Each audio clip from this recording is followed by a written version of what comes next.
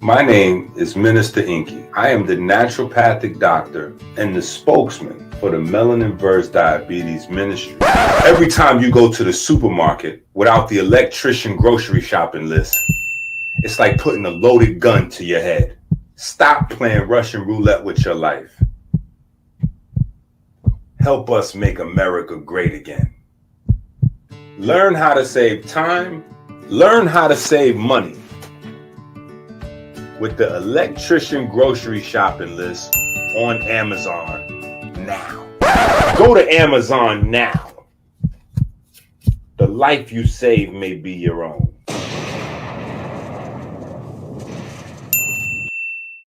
Peace and blessings out there to everybody. My name is Dr. Enqi, the founder of the Melanin versus Diabetes movement and ministry. Our goal is to fight diabetes by creating a biochemically literate society, one book at a time, one person at a time, one household at a time. Join us now by going to Amazon.com and getting all of the books, getting all of the books that you can afford, even if you can't read them all. Share them with family, share them with loved ones. Let's begin the study. And if you need tutoring sessions are available at AmericanHealer.website. I can give you one-on-one tutoring through these books. Let's build a biochemically literate society, one person at a time. Thanks in advance.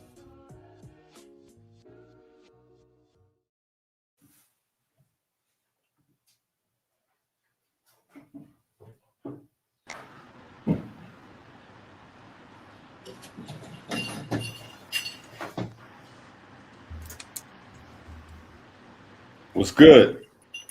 Peace. What's going on? We live. You said we live? We live.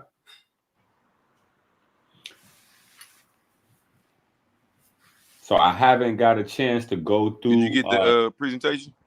No, I definitely have it. I haven't had a chance to look through it, so I know I'm gonna have a lot of questions. We can just kick it off though. Yeah. I know I'm gonna have a lot of questions for you regarding what you bring to work. So, just starting off. So hold on. So that the family, you know what I'm saying? Yeah, I was about to say, hold on before you get into your bag. For those watching, this is a video. More questions than answers, but a build so we can figure out and get to the bottom of what this Shiite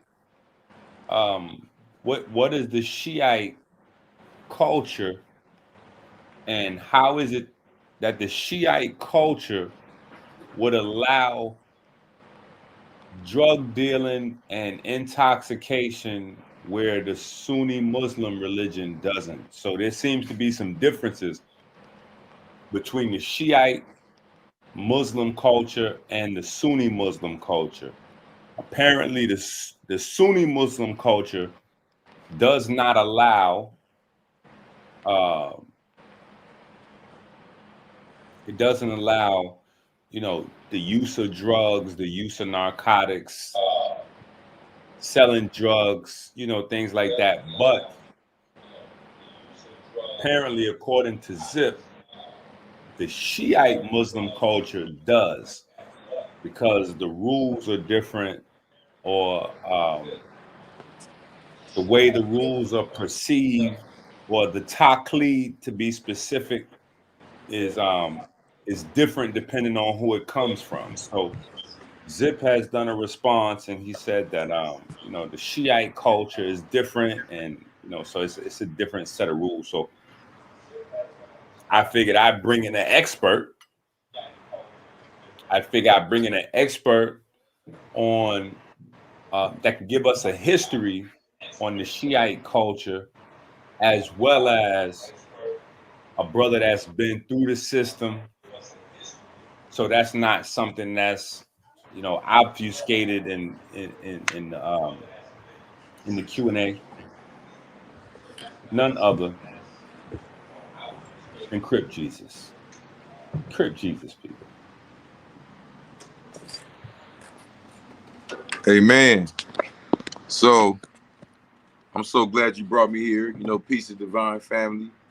It's the blue God, the true God, Crip Jesus, author of the Blue Bible. And I know you hear words like Jesus and Bible, you think of Christianity, but really it's a play on words. Even with the use of Crip, it's like Crips, our ancestors that's dead waiting to be resurrected. You feel what I'm saying? So in my book, I deal a lot with how a lot of our history's been buried by overzealous religions and overzealous religious fanatics and people that like to twist the narrative. So I would say dealing with prison and the ghettos in America, because that's what this conversation is dealing with. It's not, we would like to paint it like it's a religious conversation, but the truth is, from my understanding, from my observation, what I've been seeing is what I see Zip doing is the same thing you may see a Hebrew Israelite doing. Is they're taking a very popular religion and basically running with they're mixing in religion with black nationalism. And what it turns into is, I'm going to usurp your religion and I'm going to take what I want of it and throw out what I don't want. And the excuse I'm going to use is that I'm going to say you usurped it from me. You feel what I'm saying? And so what you got to understand is why this could be done with the Shia, what you say, branch or form of Islam, is because the Shia form of Islam does deal with bloodline, and it does have a lot of history in Africa. However, what I find interesting myself is that the brothers that you run across that's pushing Shia, they're not following anybody in Africa. And the bloodlines in Africa that they're not referring to, but if they were, they have all converted to Sunni long ago. And the Shias that they follow now, that they don't have any contact with at all, that's why they think they can sell drugs and do whatever, is maybe through magazines or the internet, they'll read about what's going on in places like Iran, Iraq, Uzbekistan.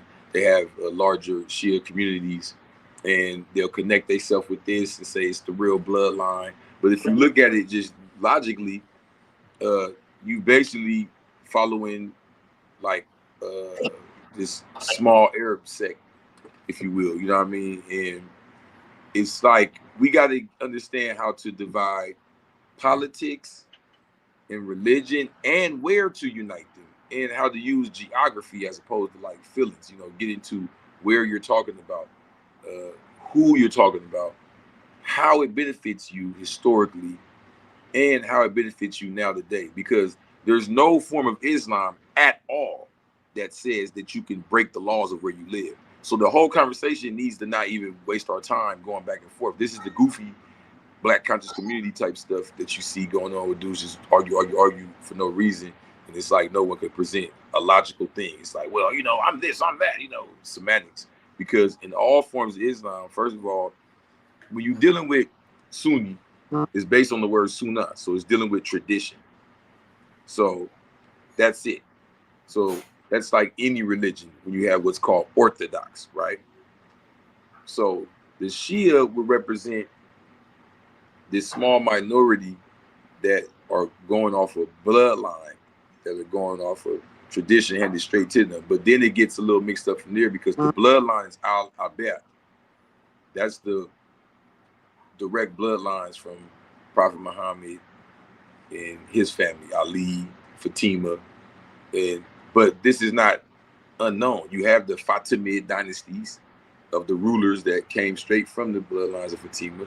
So you can look into those nations and see who were the actual bloodline, and then who were the community. You get what I'm saying? So what I mean is, like, if there's a Shia nation, we can't just be stupid and think everyone there is the bloodline, right? It would be the rulers as the bloodline. So then you have community around them. Then you have internal wars and who rose and who became this. That doesn't have nothing to do with religion. You know what I'm saying? It has to do with a personal nation's history. So Oh wait, so what hold happens on. is when you start mixing it, you'll find yourself following bloodlines and families that don't got nothing to do with you. You know, and then using it as an excuse to do anything. That's why I say I compare it to the Hebrew Right. Israelites. So hold on. Well, I'm a That's divine why, and you know, I'm gonna make Crip, this up and do this and that. Huh? you can hear me? Yeah, what'd you say? No, this why I was saying I'm trying to figure out. With that being said, I'm familiar with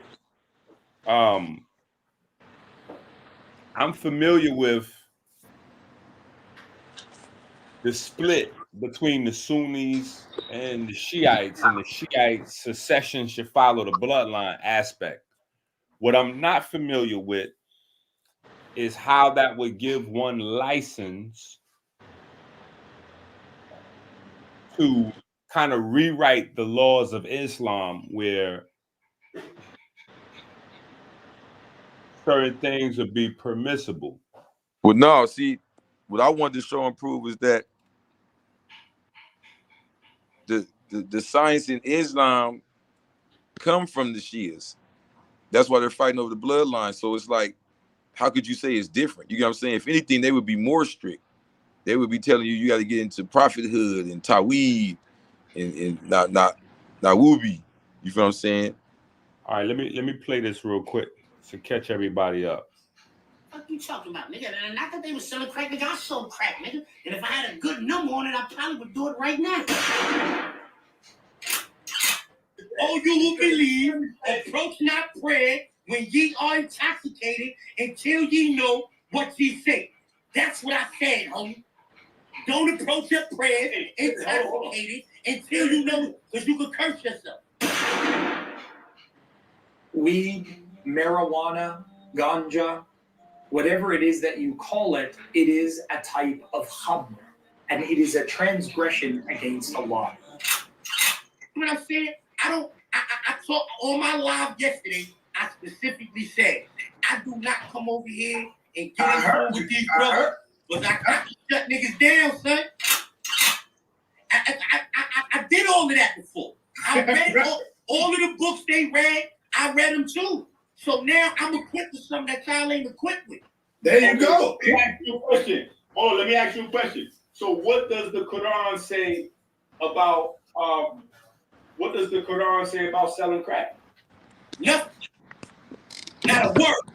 And advice to anyone who is involved in the buying and selling of drugs, more so the selling specifically, the drug dealers. What do you say, subhanAllah?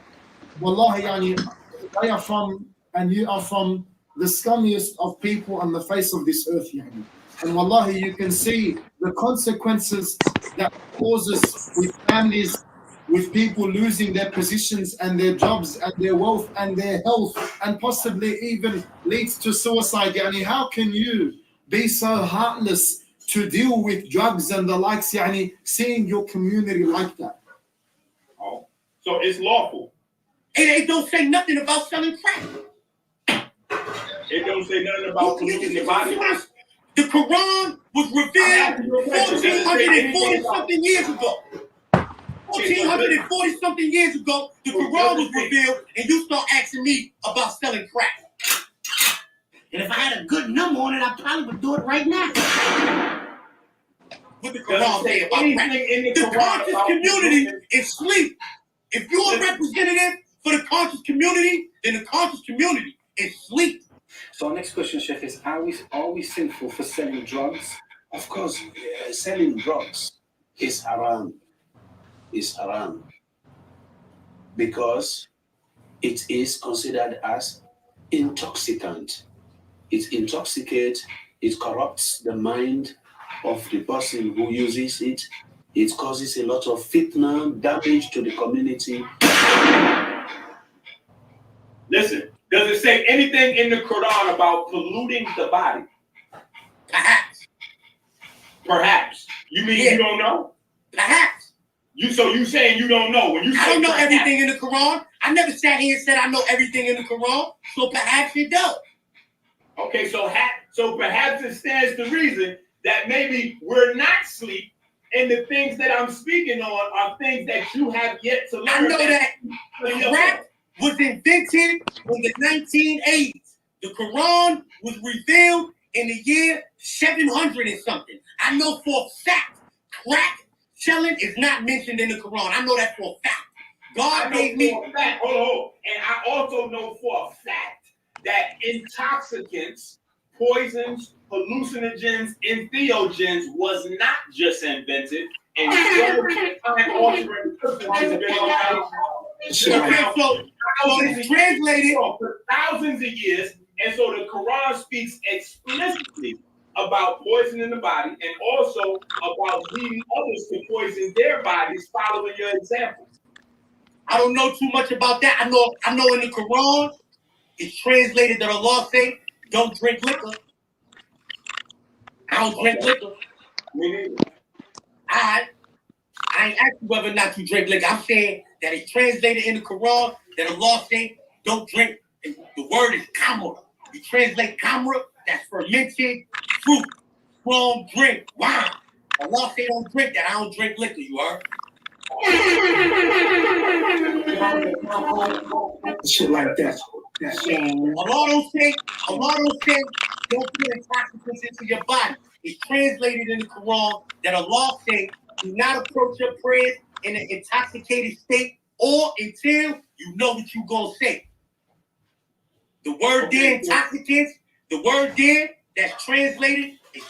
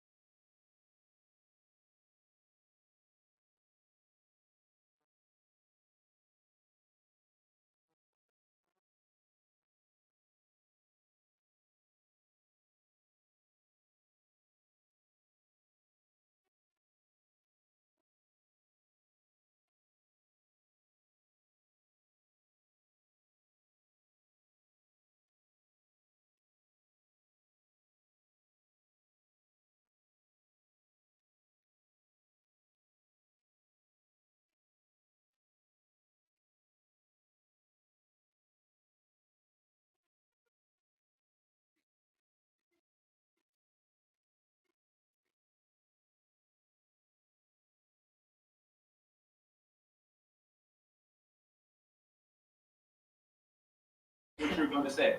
See, what you are doing, right, is you are alluding to some things, you heard? I said what the Quran translated is saying, you heard?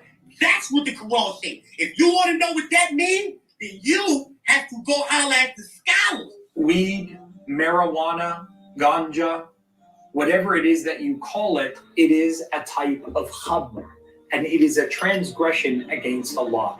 Anything that clouds the mind, veils the mind, is referred to as khamr. The word khamr doesn't mean wine or alcohol. What it means is it comes from the word yukhammirul aql. It hides over, it glosses over, it veils the mind.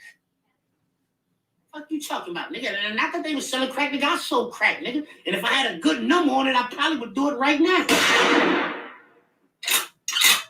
Oh, you who believe, approach not prayer when ye are intoxicated until ye know what ye say. That's what I said, homie. Don't approach your prayer intoxicated until you know, because you could curse yourself. Weed, marijuana, ganja, whatever it is that you call it, it is a type of khamr, and it is a transgression against Allah. What I said, I talked on my live yesterday. I specifically said, I do not come over here and get into with these brothers, but I can shut niggas down, son. I did all of that before. I read all of the books they read. I read them too. So now I'm equipped with something that y'all ain't equipped with. There you go. Let me ask you a question. Oh, let me ask you a question. So what does the Quran say about selling crack? Nothing. Not a word. An advice to anyone who is involved in the buying and selling of drugs, and more so the selling specifically, the drug dealers. What do you say, subhanAllah?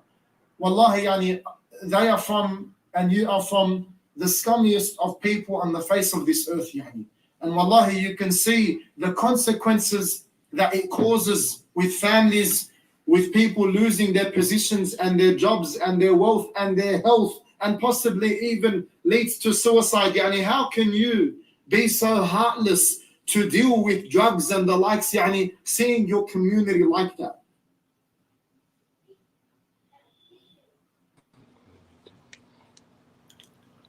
So that was basically the argument we was having, where he was, proving that it's legal, according, or lawful, I should say, halal, lawful under Islam to sell. He didn't prove none of drugs. that. He didn't. I don't even think he said that. Like you can't even say no crazy stuff like that. Look, this is like a Christian approach to an Islamic question. So this would be the Christian, where you pick the Bible up and you say this verse, and this dude compares it, and then you say this science thing, and these people, everybody compares all these things. But Islam is real simple.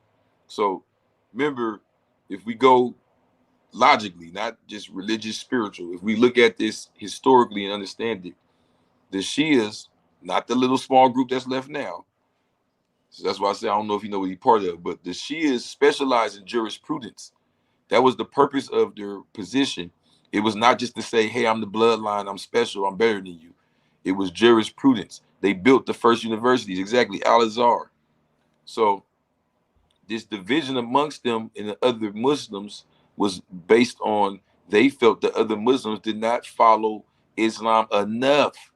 That's what I'm trying to push here. It's like, Dave, you get what I'm saying? He would not only not be selling crack, you wouldn't even be yelling or cussing. He wouldn't even be talking out of term. He would let you finish. You get what I'm saying? This is the level that the Shias were saying, oh, no, you other dudes are just following the 5 pillars to keep this military going. Because remember, it was about taking down the spaces of that Rome was in.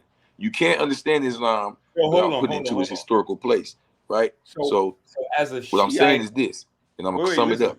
But I'm going to give you a direct answer. I'm not going to give you the long Christian crazy answer. I'm going to give you a direct answer. Quran, Surah 4, Ayat 59. O ye believers, follow Allah, his messenger, and those in authority above you. Yes, I don't know what Muslims y'all done met. Muslims have to follow all laws. All laws. That's what Allah really means. not talking about a spook in the sky. All law, bro. Everything has a law, from the way my finger functions, to the way that this vacuum operates, to all the sciences you teach. You teach the laws of the body. You teach the laws of the creation of self. And that's what according to the laws of Islam, they have something called jinn. What you're seeing when you're looking at him is the jinn. He's opposed to everything. He's cutting you off. He's yelling. He's going as far as to say that selling crack is just a word. These are just a word to define something. You telling me in Islam, selling drugs is cool when we have billions of Muslims in the world to look at to see if that's considered correct? No.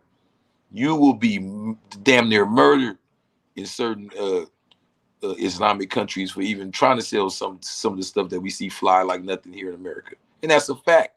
So he would know that if he was studying Shia for real, like the countries that are Shia and what goes on and what takes place there, as opposed to just saying, like the Hebrew Israelites, I'm just reading this book and remixing it to whatever I want it to be.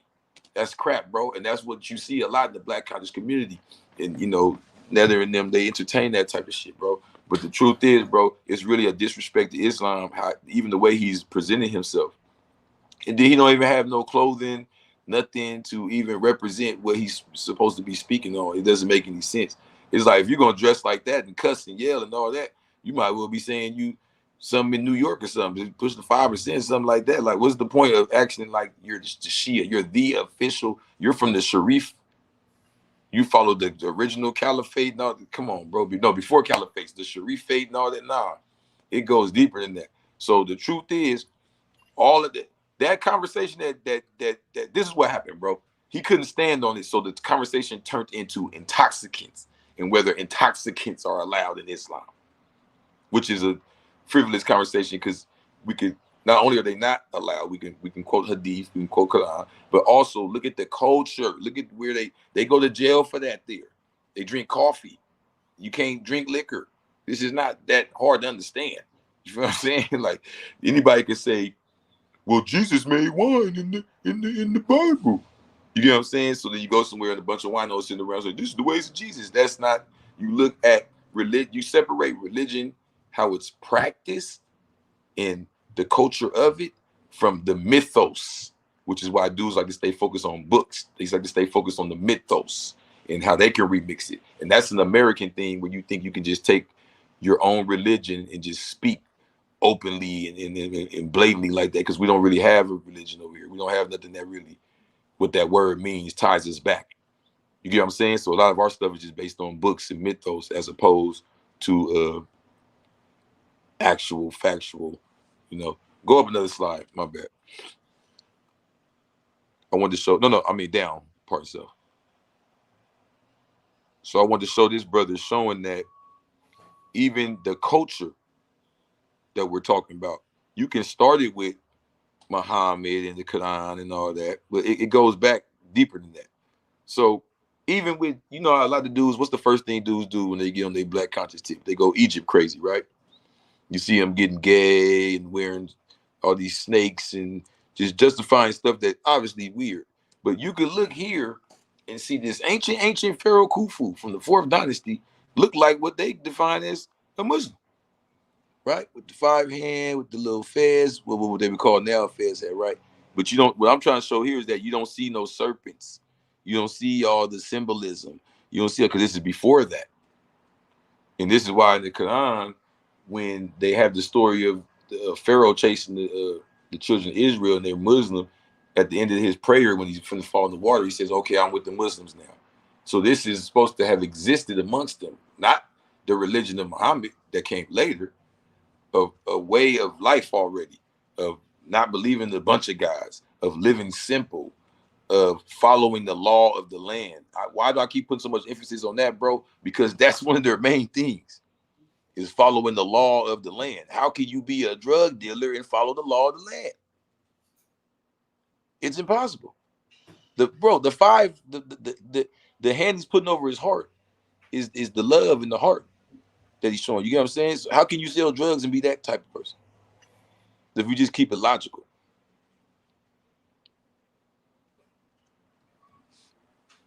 So this was here dealing with the bloodlines, showing that basically what happens here is when you're looking at Islam at this point in time, right? And you have the Al-Bayats in even Mecca, Medina, and the opposite. All of these were being controlled by the bloodlines. Even in Africa, they had the you have the Hassanid, you have the Fatimid, you have the Idrisid, established in what's now Morocco in the 700s. You have even like the Moors when they say in 711, but that was all over law. So why is Cleopatra there? To show that the legal status of the natives of the Nile River, the Asiatic area right there, in their ways were discontinued by the Roman. This was about reestablishing them. Not a mythos, not a new way, not a, oh, okay, you can do this and I can do that. It had nothing to do with that. We already had laws and we already understood that you have to follow the laws of the land. And I'm just asking, can you show me the ancient Egyptian drug dealer? I'm not saying they didn't have potions in trade, because a drug dealer whole concept is being illegal. Think about it. A drug dealer is, a pharmacist is a drug dealer. A person who sells a certain herb is a drug. If that's technically, if I'm saying you're trading in medicine. So when you take a group of medicines and say these are deemed illegal in our land, right? And you say, oh shit, that means they're gonna sell for a lot now. I'm about to get my hands on that and get rid of them. That don't got nothing to do with religion. Religion is tying you back to something. So this whole religion was about tying us back to the Afro-Asiatic ways of Africa and Asia in that area at that time. You feel what I'm saying? Okay, so hold on. Let me drug dealing is newer, especially when you're saying crack in the 80s, because crack in the 80s comes with way more than just drug dealing. That's a way more simple term.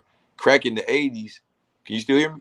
I want to land this plane though. Crack in the 80s comes with gangs, comes with, you get what I'm saying? It's a whole American lifestyle and mentality that has nothing to do with Islam. As a matter of fact, when Islam was rising up in America around the 60s, 70s, 80s, the crack dealers were on the complete opposite side of those that were pushing the Islamic movement. So where does it meet in the middle? It doesn't. So even making it to a Shiite theme, there's no group of Shiites that do not believe in Surah 4, Ayat 59. That goes for all Muslims. So then the Shiite would have more than 5 pillars. There's 5 pillars in Islam. That's the La ilaha illallah, Allah Muhammadur Rasulullah. It's the declaration of faith. Then you have you do your daily prayers. Then you have Ramadan. Then you have the Hajj, the pilgrimage. Then you have the belief in the books and the Prophet. That's 5 pillars for all Muslims, all Sunnis, which make up 95%. 95? You know, when you make up 95% of something, you usually don't even waste your time talking about the other little small percent. So they make up 95% of the Islamic community. The other small 5%, the Shiites, they believe in more pillars. They have 7 pillars. They have 12 articles of faith. They have, no, it's way, how would you be selling? No, you would be even more on your square, because they are the first ones to establish jurisprudence in the major universities and figure out why we don't use this drug, why we don't do this, why we don't do that. Even the 7/11 invasion was based on the Europeans breaking a law. Oh, so it's lawful. It don't say nothing about selling crack. It don't say nothing about polluting the body. The Quran was revealed 1,440 something years ago. 1,440 something years ago, the Quran was revealed, and you start asking me about selling crack. And if I had a good number on it, I probably would do it right now. What the Quran say about crack? The conscious community is asleep. If you're a representative for the conscious community, then the conscious community is asleep.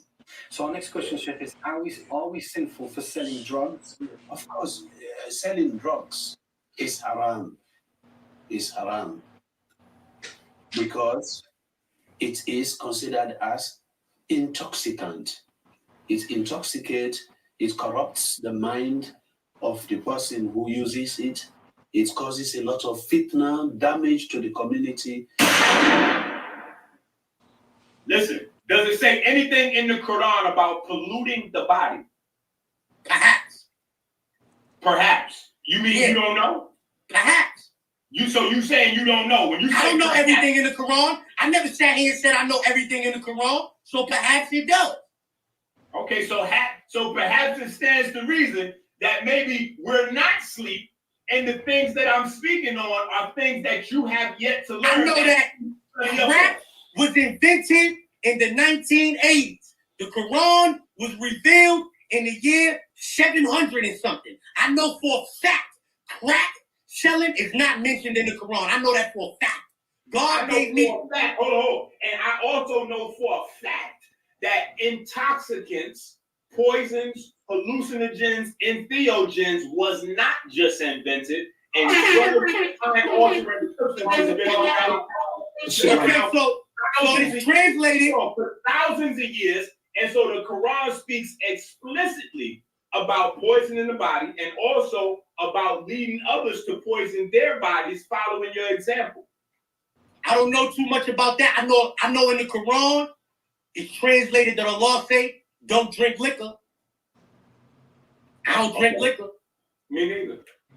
I ain't asking whether or not you drink liquor. I'm saying that it's translated in the Quran that Allah say, don't drink. The word is kamra. You translate kamra, that's fermented fruit, strong drink, wine. Allah say don't drink that. I don't drink liquor, you heard? Shit like that. Allah don't say don't put intoxicants into your body. It's translated in the Quran that Allah say do not approach your prayers in an intoxicated state or until you know what you're gonna say. The word there, intoxicants, the word there that's translated is sukkah. Sukkah, that means intoxicated. You could be that coming out of some anger. You could be that arguing with your brother. That like in a state of life. And you don't know, you understand what I'm saying? So Allah don't say don't use intoxicants. He say don't. Let me finish saying what I'm saying. Allah don't say don't use intoxicants. Allah say don't drink liquor. Allah say don't approach your prayers in an intoxicated state or until you know what you say. That's the dalil I got on that. If you want to know why I smoke weed, because Allah. So he's saying basically that because in the Quran, Allah has not specifically forbade the using, buying, selling of crack, the using, buying, selling of weed. Those things are on the table and available to use. And I used Sunni scholars to verify my point. And he's saying that he's a Shiite. So I need you as another brother, self-educated throughout the prison system, exposed to the same exact exposures that Zip's saying, we don't know what we talking about because he done learned and became Muslim in the prison system and Explain to us this this difference that he's talking about where the Shiite culture allows crack and weed into the program. Yeah. I mean, I hate to sound like I'm being divisive, but it's just a Christian approach to an Islamic problem. Islam is very practical. First of all, in the true Islamic setting, he wouldn't even be allowed to do all that. Because who is he? It just doesn't matter because the Quran says that's Christian shit. Oh, the Bible says the Bible. That ain't how that works, bro. In Islam, an imam would be present to the same way in the Egyptian culture. I didn't put that there for no reason. So just saying green is just solely to establish ourselves back. In the original culture, they have hold on. They have high priests, they have the prophetess, so it's like we have imam, emir, right? So as a student in the Quran, you wouldn't be allowed to yell and scream at another person. This is what the Quran says. We would go to the imam with our differences, and him being someone who's educated in jurisprudence through the Quran would explain to us the legal status, because y'all keep going into this scientific conversation that ain't got nothing to do with nothing. In Islam, it's about the laws. You know, they chop nigga head off and beat y'all up. No, that's because it's about the law. So the legal status of selling crack is out. And you know that matters, Dr. Enqi, because you know when you're doing something illegal, it doesn't matter if it's scientifically bad. Hear me out. You could be selling hair illegally. You could be selling illegal bundles. But because you're not incorporated with the state, now you got guns around here to protect your bag. You see what I'm saying? Now you got other illegal criminals showing up. Oh, it's cracking over here. We get money. They call it a trap. Trap ain't always just drugs or crack. So illegal dealings, period. Even having a building where you sell nigga $5 candies on the corner. No, you're supposed to go down and get your license according to Islam. You don't see that, like, just being straight up with you. When you go to Hamtramck or Dearborn or any of these highly Arab areas, you don't see that type of just, you know what I mean, just loose illegal activity, bro. So what you're saying is that, because Zip basically said that he kind of freestyles his own thing. So you're not allowed to freestyle. You have to defer to the scholars, is what you're saying. Okay, so no, Islam is very practical. So let me say this. Can you hear me? Yeah. So what I'm saying is, of course, you would look in the Quran for yourself if that's how you're looking at it. You're meditating, you're looking at it, you know what I mean? You meditate, you talking to Allah, trying to get understanding. Now, in a setting of people, especially other grown men who have children and all that, and we're trying to put a rule down, and this is what the Quran says. It ain't like that. We don't. It's not.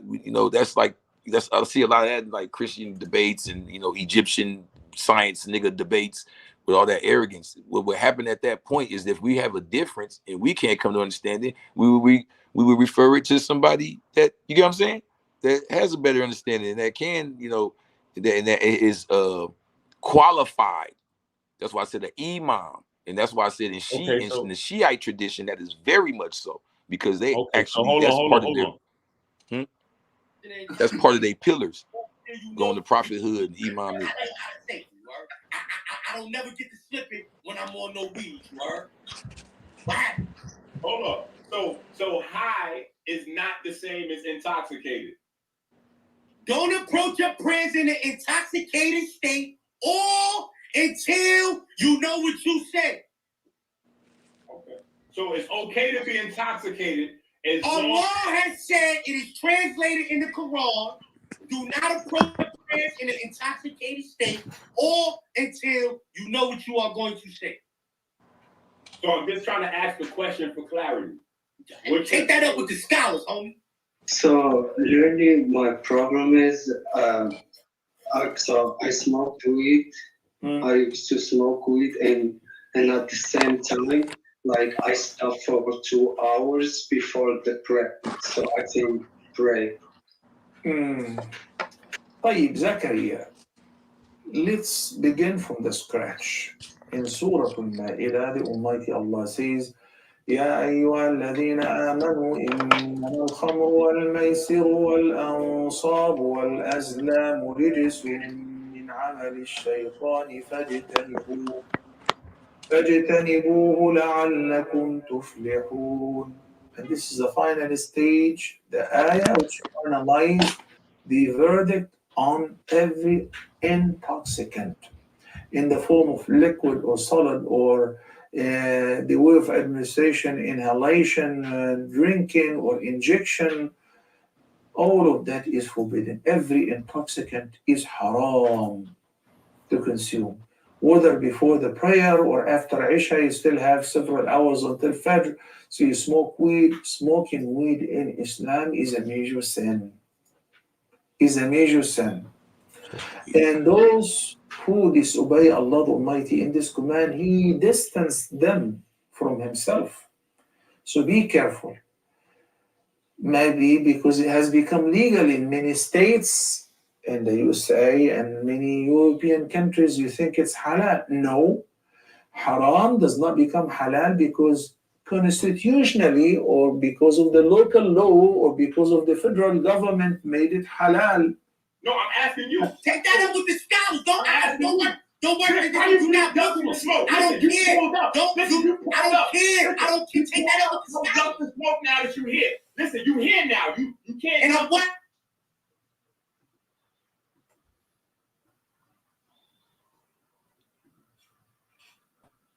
Can you hear me? Yep. Okay. So catch me back up. I think I got a little lost with what he was saying. No, he was saying, you know, ask the scholars. But then when I asked the scholars, he said, because he's from a Shiite cult, that they don't respect the certain scholars, that they have different laws and different rules in the Shiite community. Yeah, see, once more, this is more of the game playing, conjecture, semantics game he plays. So in Islam, right, that wouldn't even matter. You get what I'm saying? Like Shia or Sunni. First of all, we have plenty of times they work together and do plenty of things together, but they have pillars. They have pillars that have been around before even Muhammad, peace and blessings upon him. You feel what I'm saying? So these pillars are non-negotiable, if you will. You understand what I'm saying? So this concept he has of, well, you know, I can get high, but they say you can't. It sounds good in a Sarnetter debate, but it's not realistic. Like, you've met enough Muslims, I've met enough Muslims to know that's not how it goes. So that's where the imam comes in. That's where the emir comes in. They break it down all the way for you. They give you more hadith. They give you, you know what I'm saying? But everybody got to respect their position. He's not even in the position to even speak like that. What he's doing is he's doing what the Hebrew Israelites do. He's being elusive. So he's using the fact that the Shiites and the Sunnis have a division to make his own tradition up. So my question to you is, because he's attacking the nation of gods and herbs, because he's blaming the nation of gods and herbs for the crack epidemic, when those of us that was there know for a fact that it was the Muslims that was selling all of the paraphernalia, the scales, the vials, the digi, you know, the cut, the bat, the you know, everything that you needed to facilitate. And he's justifying that because it's not specifically written in the Quran. Like, a lot of people follow Zip, and a lot of people take his lead, unfortunately. So we have to provide clarity for these things. How did he began to follow Arab leadership that okays, or in his mind anyway? Because obviously, what you're saying is that there's no form of Islam that okay selling crack. I want to say something. No, let me. I want to clarify this. That's exactly what I'm saying, but I want to put a stamp on this because I don't want to make it that simple and dumb, because that's how he keeps winning. Oh, crack. There's no form of Islam that permits illegal activity, criminality, thugism. Because even if you're just selling bundles or lottery tickets, once you're in that world, it's a whole lot that comes with it. It's called trapping. It's a legal world. Islam is not like, it's like some old primitive way of, no, it's smart, bro. Criminal activity been around. Thieves been around. Thugs been around. During the times of Islam, they had the hashashins that smoked hash and killed people all day. That was not considered illegal. They tried to take them people down all the time. These are the other Muslims. That's why they started converting to Sunniism. That's why I was going to show in the presentation. I don't know if we get around to it because I don't want to make it a whole history lesson. But I'm saying the Shias created all that jurisprudence. They were the ones that spread all that through Africa, and then they converted to Sunniism later because of that type of stuff. That weird shit, all the spookyisms. They like, nah, bro, keep it simple. So he don't know what he's talking about. He's a perfect example of some ancient Muslim crackhead, bro. And he really pissed me off a little bit. Like, it's not, first of all, he's not even allowed to talk like that. And then it's like, then he's using the Quran. That's super disrespectful, bro. He's supposed to be up under somebody referencing at least. And then he's just going into himself. He's not using no hadith. Why you think they have hadith? It's not just strictly Quran. Hadith will show you how the Quran is applied to life day to day. So coming from a person who's talking hadith, forget all that Enqi.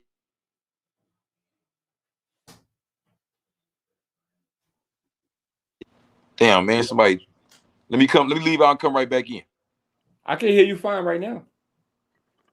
Let me leave out and come right back in. Give me 1 minute, because the sound thing went out. All right. You heard me? Yeah. You looking stupid on here. You looking stupid on here. I hear you. Listen. I got you looking stupid on here, but Dr. Enqi, you might need to take that doctor off your name. Get the brother. Be brother Enqi or something. Hold on. Student Enqi. Speech. You looking crazy on it. Speech. Listen. So answer the question. So you're saying that the Quran says it's okay to be intoxicated during prayer as long as you know what you're going to say. See, what you are doing, right, is you are alluding to some things, you heard? I said what the Quran translated is saying, you heard? That's what the Quran says. If you want to know what that means, then you have to go holler at the scholars. Weed, marijuana, ganja, whatever it is that you call it, it is a type of khamr, and it is a transgression against Allah. Anything that clouds the mind, veils the mind, is referred to as khamr. The word khamr doesn't mean wine or alcohol. What it means is it comes from the word yukhammirul aql. It hides over, it glosses over, it veils the mind. And that's why sisters, the hijab that they wear, one of its correct names is khimar, meaning it's something that veils.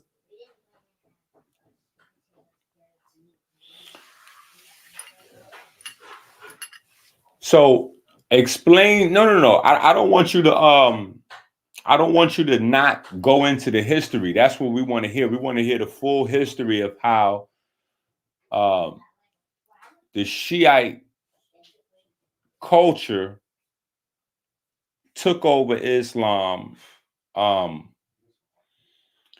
and how somebody like Zip could be led into believing that the Shiite culture is the true Islam and that there's less laws to follow in the Shiite culture versus the Sunni. So let's definitely go into the presentation. Like So what happens here is, once again, we see this with all cults, all religious zealots, fanatics. They take history and they use history in a bunch of mysterious history lessons and myths to justify their crap. But we're not talking religion right now. That's why, like Elijah Muhammad said, when he said, Allah said he'll give you Islam as religion, but it's a way of life. It's not religion. So what happened is Shia, of course, will be the basis because that was the people that followed the bloodlines. And the bloodlines were the people that were qualified to administer jurisprudence. They were the direct bloodlines of the prophet. However, as time passed, they start having division. This guy says that. This Amir says that. This Imam said that. This dude thinks he's a prophet now. He thinks he's Muhammad resurrected. This dude saying he's the Mahdi. This part of Africa got more money and they saying they all the Mahdis. All that happened. It's been plenty of zips. Ain't nothing new under the sun. It's been plenty of zips. A bunch of them. There's been plenty of zips come around and say, oh, well, I could take the Quran and say it like this. First of all, let's stop acting like these dudes were some primitive. Let's stop making it religious. Because when you make it so religious, we can't understand it. So let's make it actual factual.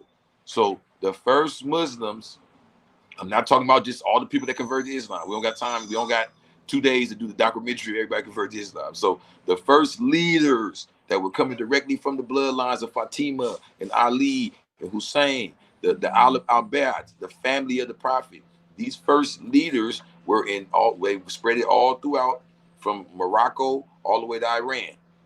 Almost like a straight line, if you will, right? At that time, you had the Umayyad up there in Syria, but that's it. Everybody else, even down to Mecca and all that, they were Shia basically. But as it, bro, this is not like we making it too religious. As the culture developed and formed into a blanket, if you will. You understand what I'm saying? It became the standard that would be. So if you study the beginning of anything, it's going to be the scattered groups, the different, you know what I'm saying? Then it forms. If you study the first Crips, you know what I mean? It was gang here, gang there, gang there. Then somebody came with an idea and said, let's bring all these together. Look at the United States. It was 13 colonies. So brought together, okay? So what happens is Sunni and the Sunnah and the Sunniism is what has come of Islam as a unit, as one ummah. That's it. So this small 5%, that's the Shia. These are just the leftover groups that are recognized, and they fall in line with the Sunni as one ummah. So it's not like there's nobody saying, well, we're Shia, we do it our way, and we sell crack. That's impossible, because no disrespect to anybody's science, but I don't feel like this is a science conversation. This is a simple conversation about law. And in Islam, and I press this because a lot of people don't talk about this, and I feel like it's an atrocity. In Islam, even in the Quran, where everybody want to read, so the Quran say you must respect those in authority in your land, bro. Surah 4, ayat 59. So you could take crack and say heroin, this, that. You can name a bunch of stuff. Shit, weed could be legal or illegal, depending on the status, right? So scientifically, that's another conversation. The question is, does Islam, any part of Islam, okay, you doing illegal activity? No. So even if it's something that doesn't have nothing to do with Islam as a religion, if the land you live in has come to a conclusion that this activity is illegal, as a Muslim, you can't do it, or you are out of line with Allah. So it doesn't matter. Does the chopper should Muslims use short choppers or long choppers? Is it powder or crack? Or are they allowed to sell weed? But no, we could do that shit forever. That's come on, nigga. You're not allowed to indulge in any activity that has been deemed illegal where you are registered, the citizen, the member, the national, whatever the hell. It don't matter.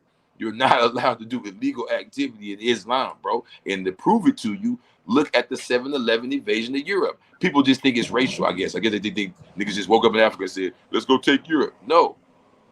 That was about a law being broken. You know what I'm saying? So in 7th century Egypt was invaded and conquered by the Islamic Caliphate, by the Muslim Arabs. When they defeated the armies of the Byzantine Empire in Egypt, the Arabs brought Islam to the country, right? So these dudes would become later Shia. They would later convert to Sunnism, way later, like in the Turk era. And that's why a lot of dudes don't understand what they're talking about. So all the culture that's there, all the laws that were written there, all the science that was discovered there about intoxicants and what to use, what not to use, all that was done here. And guess what? When you dig up them old mummies, they was chewing on coca leaf. When you dig up these Muslims right here, they wasn't doing that. So he can make up whatever he want. This is not some old ancient shit where we can just make it up. These cultures still around. You can go over there and look. They don't sell crack, bro. They'll chop your ass up. You're trying to sell some crack over here. Feel me? So even you look at these caliphates after the Baghdad, you feel what I'm saying? These were places of knowledge. They drank coffee. They didn't even drink liquor. They respected quiet speak. They didn't speak out of turn. They didn't debate over just based on their feelings. They would appeal to someone of higher knowledge and wisdom or more qualified. This is not places of make it up as you go. That's not Islam, and that's why a lot of people don't deal with Islam, because you get what I'm saying? It's like it's discipline, it's rules, it's details. It's not all that. Well, I think it's this, and I think it's that, and I think it's this. No, it don't work like that. You know what I mean? You're not even supposed to be dressed in a certain way. So there's no way you can get around that. And go down a few though. Let's go on, because we kind of went to a different topic. Yeah, but let's walk through. Let's make sure we get it all. But I just wanted to show y'all even all that history is Shia technically. All of it. Taking back Egypt, the Baghdad, the Abbasid Caliphate. Yeah, so, no, I'm saying go down, brother. I don't want you to skip over this. We're gonna get down to this legal stuff.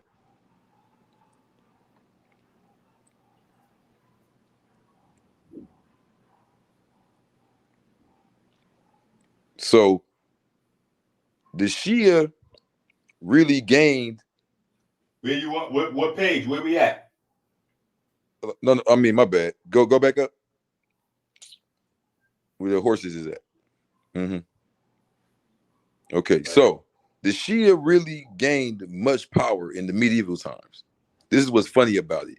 So the large Sunni collection we see now is because of, like I said, what came to finally be, like when you would say the word orthodox. But at this time, when you have like the medieval wars and the Holy Crusades and all of that, most of the leaders are Shia. And that's why I'm trying to tell him, he's trying to make it like it's all crossed up. They had communities where the leader was Shia and they technically were Shia, but then you had other groups came that were Sunni that didn't really, you know, like it's not as simple as he's trying to make it. Or the Shia do this and the Sunni do that. It's not as simple as that. That's that book reading stuff. You get what I'm saying, Enqi? That's that book reading stuff. That's like a dude that says, so do the Bloods and Crips, do y'all hang around each other? Do y'all because he's reading books and watching documentaries. He's not realizing these dudes are cousins and friends and they practice the same thing and all that. It may be a different in their tribe or something. You know what I'm saying? So this difference started off as a bloodline thing. The Shia were the Sharif, the direct descendants. Where the word Sharif come and turn into now? Enqi, sheriff. So how the hell would you be down to sell crack? Any place you go to sell crack, the sheriff gonna be the first one to get you. Well, guess what? Back then, the sheriff, the Sharif, wasn't determined by just who was tough or who was elected. It was determined by bloodline. So there was no time that the sheriff, was cool with illegal drug dealing before the creation of America, before the 1980s, before the medieval times, and especially established in the medieval times later, like 1,000, 1,100, and 1,200. No, this was when all the universities were being built. This is when law was being laid down. So medieval Arabic historians give contradictory data about Tariq's origins and nationality. Tariq, the one who is credited with invading Europe in 711. Some conclusions about his personality and the circumstances of his entry into Al-Andalus are surrounded by uncertainty. The vast majority of modern sources state that Tariq was a Berber Mawla of Musa ibn Nusir, the Umayyad governor of Africa. He is traditionally said to have been born in the Tlemcen region. He had also lived there with his wife prior to his governance of Tangier. Tariq ibn Zayd was a Berber from the tribe of Al-Hassa, a tribe native to the Tafna and currently inhabits the Beni Saf region in Algeria. So these dudes would be Sunni because the Umayyad Caliphate wasn't going off the bloodline. So they would be technically Sunni, I guess. Like, you see what I'm saying? It's not as simple as he wants to make it. So this is before the division, how it is now. Because this is way back in 711. Feel me? They've had their division already. Don't get me twisted between Ali and them, but a lot of the Sharif still control the land. So some of the first, what would later develop into Sunni is the Umayyad Caliphate. So it gets twisted here. So it's like, okay, so we're the ones in North Africa, Sunni, but when you keep going, I'm gonna show you how. No, when the bloodline entered, then it was Shia. Then they converted to Sunni after that. So there's no dividing it, bro, on a legal term. You can divide it like bloodline. That's like me and you having a discussion about, okay, let's talk about the history of the GDs and the vice lords and the Wutiwan. It's going to be a discussion about who cousin was who got to who. It's not going to be their culture and the way that they get down is still the same. They talk the same. They believe the same things. You get what I'm saying? That's that book reading, like mythicize that's what dudes do with religion, bro. And a lot of these dudes don't sit down and even study these things. So why? Let me ask you this. So why would somebody in jail become a Muslim if they don't want to follow the Muslim laws and traditions?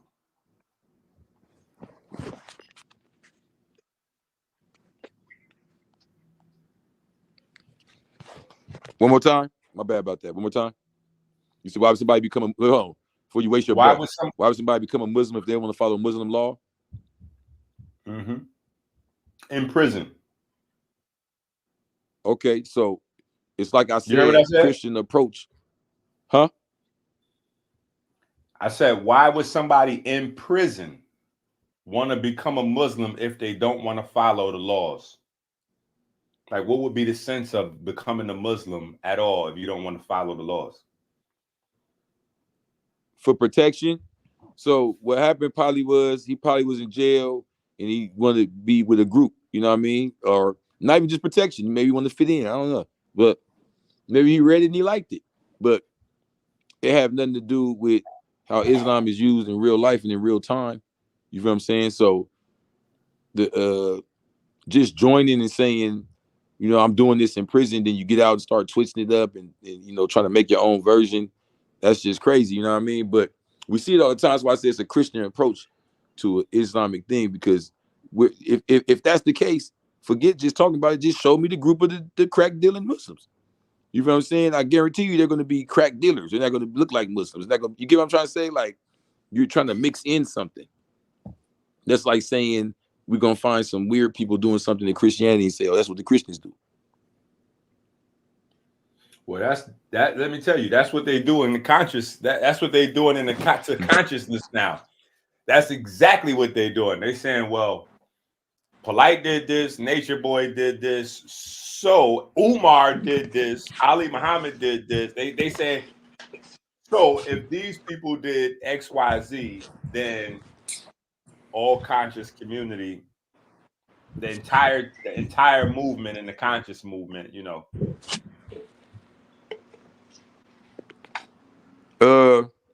I mean, I get it. Everyone's judged off their actions. So if you see a pattern, I understand. But from my understanding of how this works, a lot of people that come to those conclusions, they're probably not even into the conscious community. So they're just going off the pattern of what they see, you know, headline or on the, oh, did you hear? Oh, you know, a few years later, oh, did you hear? Oh, if that's all you know of that community, you know what I mean? But here's my thing though. To say a religion that's still based on bloodlines to this day, it's like that's not fair, because it's like these are the people we're talking about to define it through are just a few converts. We're talking about a dude, his father wasn't even Muslim. His mother wasn't even Muslim. His brother ain't even Muslim. How is he the beacon of light and the spokesman for Islam? Well, hold on. You get what I'm saying? Like, that doesn't work like that. No, he does have Muslim family. His family is Muslim. But he said that he only takes taqlid from the Ayatollah specifically. So anybody else is in terms of his form of Shiite Islam, he only takes, you know, instruction from the Ayatollah. So unless the Ayatollah says that it's not permissible to be high and pray or to sell crack or coke or whatever it is you're trying to do, that is, you know, is still on the table. So what do you know about the Ayatollah being running Islam?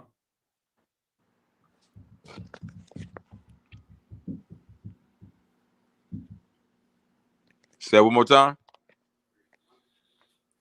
He said he only takes taqlid from the Ayatollah. So what do you know about the Ayatollah being the primary lawgiver in Shiite Islam?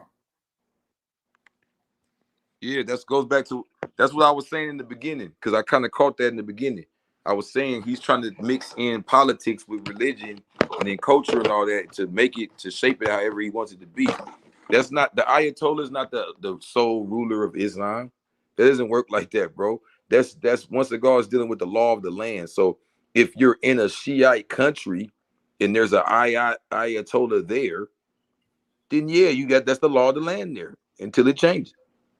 But to say I'm sitting in the middle of Brooklyn and, you know, this is my favorite version of Islam, and I like the Ayatollah, I like the way he wraps his head, I like the things he says, you know, in Iran, I'm with that. That ain't how that work, because even for you to be able to get the taqlid, who you going through? It's just you, what you watching the internet or something? Like, or you on the phone with the Ayatollah? Let me guess. Like, come on, bro. It's not, Islam is practical. It's not spooky like that. That's the Christian approach to the, you get what I'm saying? Like, that's the Christian approach. Like, I am in contact with the Ayatollah. That's who I get my taqlid from. Ooh, Shama Lama Lama. I hear it. I feel it in my heart. I just watched it last night. Like, nah, bro, you need to get in. I mean, you don't need to do nothing. You need to just be practical, like I said, bro, because why are you even following the Ayatollah of, what is it, Iran, Iraq, and all that over there? What does that even have to do with you?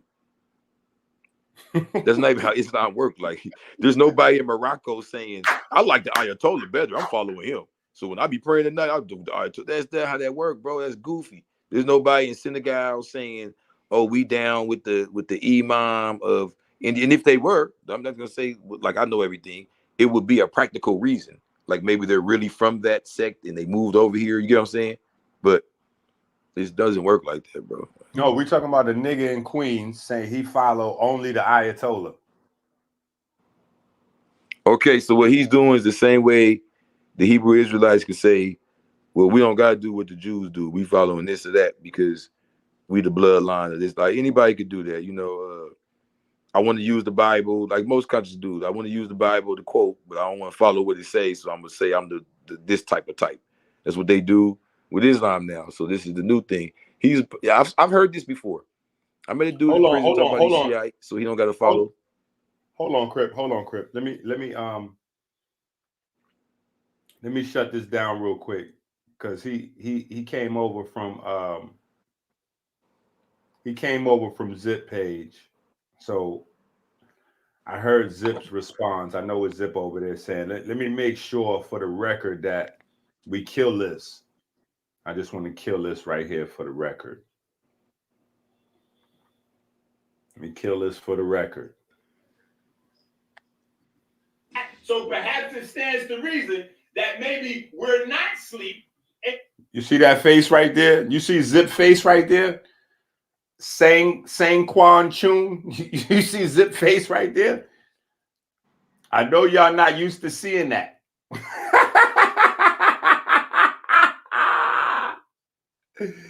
Hey. The things that I'm speaking on are things that you have yet. See, in that space right there, he's trying to figure out how to cover his tracks. He already realized he's in trouble. But let me help you. Oh, you will believe, approach not bread when ye are intoxicated until ye know what ye say. That's what I said, homie. Don't approach your bread intoxicated until you know, because you could curse yourself. Weed, marijuana, ganja, whatever it is that you call it, it is a type of khamr, and it is a transgression against the law. What I said, I talked on my live yesterday. I specifically said, I do not come over here and get into with these brothers, but I can shut niggas down, son. I did all of that before. I read all of the books they read. I read them too. So now I'm equipped with something that y'all ain't equipped with. There you go. Let me ask you a question. Oh, let me ask you a question. So what does the Quran say about selling crack? Nothing. Not a word. An advice, yani, to anyone who is involved in the buying and selling of drugs, and more so the selling specifically, yani, the drug dealers. Yani, what do you say, subhanallah? Wallahi, yani, they are from, and you are from, the scummiest of people on the face of this earth, yani.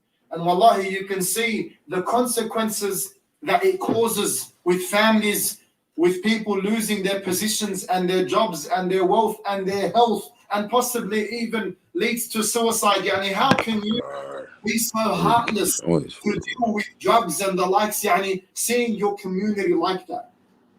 Oh, so it's lawful. It don't say nothing about selling crack. It don't say nothing about polluting the body. The Quran was revealed 1,440 something years ago. 1,440 something years ago, the Quran was revealed, and you start asking me about selling crack. And if I had a good number on it, I probably would do it right now. What the Quran say about crack? The conscious community is sleep. If you're a representative for the conscious community, then the conscious community is sleep. So our next question, Chef, is are we sinful for selling drugs? Of course, selling drugs is haram. Is haram because it is considered as intoxicant. It intoxicates, it corrupts the mind of the person who uses it. It causes a lot of fitna, damage to the community. Listen, does it say anything in the Quran about polluting the body? Perhaps. Perhaps. You mean you don't know? Perhaps. So you saying you don't know? When you I say don't know perhaps, everything in the Quran. I never sat here and said I know everything in the Quran. So perhaps it does. Okay, so perhaps it stands to reason that maybe we're not asleep, and the things that I'm speaking on are things that you have yet to learn. I know that rap was invented in the 1980s. The Quran was revealed in the year 700 and something. I know for a fact crack selling is not mentioned in the Quran. I know that for a fact. God gave me for a fact. Oh, and I also know for a fact that intoxicants, poisons, hallucinogens, and theogens was not just invented, and time-altering substances have been around so it's translated for thousands of years, and so the Quran speaks explicitly about poisoning the body and also about leading others to poison their bodies following your example. I don't know too much about that. I know in the Quran, it's translated that Allah say, don't drink liquor. I don't drink liquor. Me neither. I ain't asking whether or not you drink liquor. I'm saying that it's translated in the Quran that Allah say, don't drink. And the word is kamra. You translate kamra, that's fermented fruit, strong drink, wine. Allah say don't drink that. I don't drink liquor, you heard? Shit like that. Allah? All right, so this is inference number one. Just in case you don't know, Sang Quan Chun. This is inference number one. Because he's misquoting the Quran right here, saying that the Quran, when it uses the term or says a word referring to intoxication, is speaking only on intoxication of alcohol.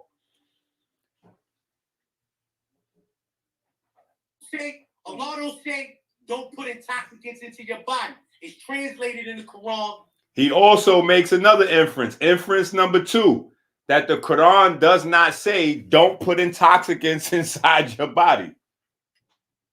Allah say do not approach your prayers in an intoxicated state or until you know what you're going to say. Okay, now you heard him right there, loud and clear. That's not me putting any spin on what he said. Let me rewind it for you. Into your body. It's translated in the Quran that Allah say, do not approach your prayers in an intoxicated state or until you know what you're going to say. Anybody that speaks English understands what the term or means. It's very simple. You learned it in first grade. You learned it in first grade. So what he's saying is he's justifying the fact that he's high all day while he quote unquote prays, saying that there's nothing wrong with being high all day while doing your prayer, because the Quran says don't approach your prayer intoxicated unless you already know what you're going to say. So when I defer to the experts agree that not only is he wrong about using the term intoxication to only apply to liquor, but that weed is not permissible, it's haram by Islamic law. And to take it a step further, weed takes weeks to months to clear out of your system. There is no time of day that you could smoke weed that weed would be out of your system before the next prayer. Period. That's not scientifically factual. That's not spiritually factual. That's not factual in a religious cult of the Shiites. That's not factual in the Sunni culture. That's not factual in the Christian culture. That's not factual any shape, form, or fashion on earth.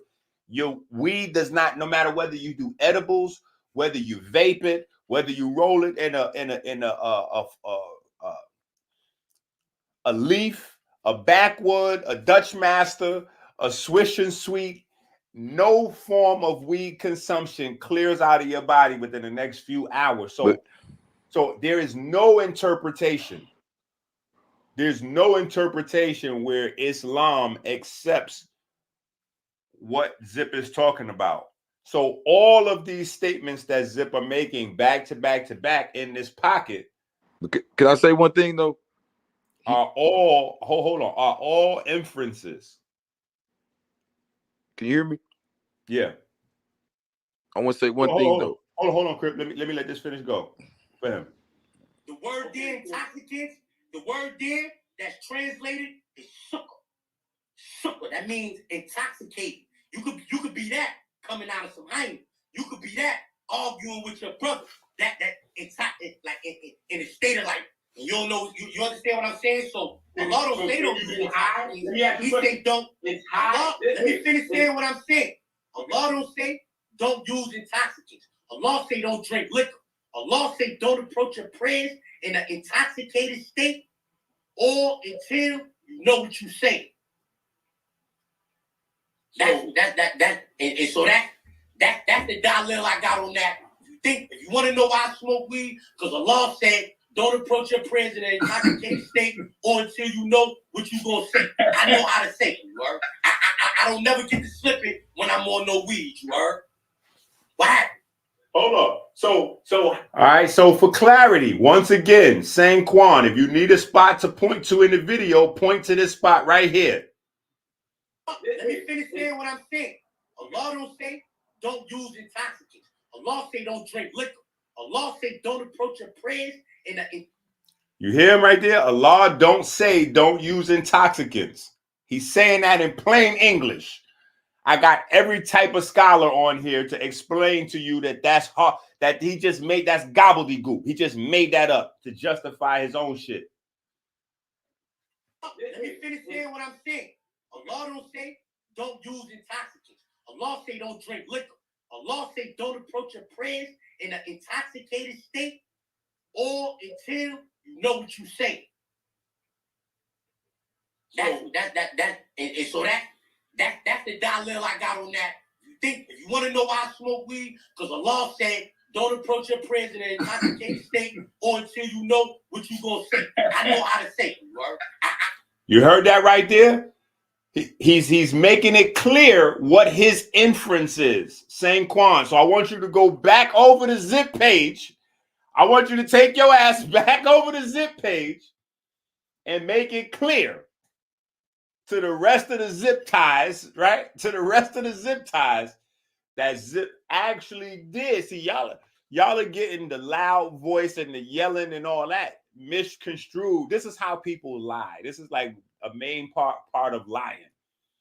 When you add emotions, like a child almost. If they break something, they, oh, I didn't do that.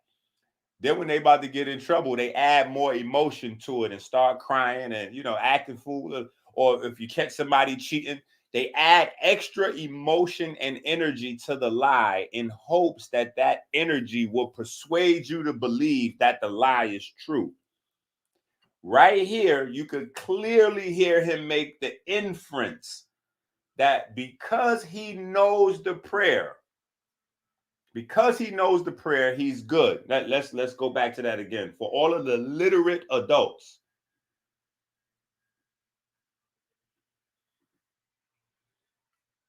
That's the dalil I got on that. If you want to know why I smoke weed, because Allah said don't approach your prayers in an intoxicated state or until you know what you gonna say. I know how to say it, you heard? I don't never get to slip it when I'm on no weed, you heard? What happened? I know how to say him, you heard? I don't never get to slipping when I'm on no weed, you heard?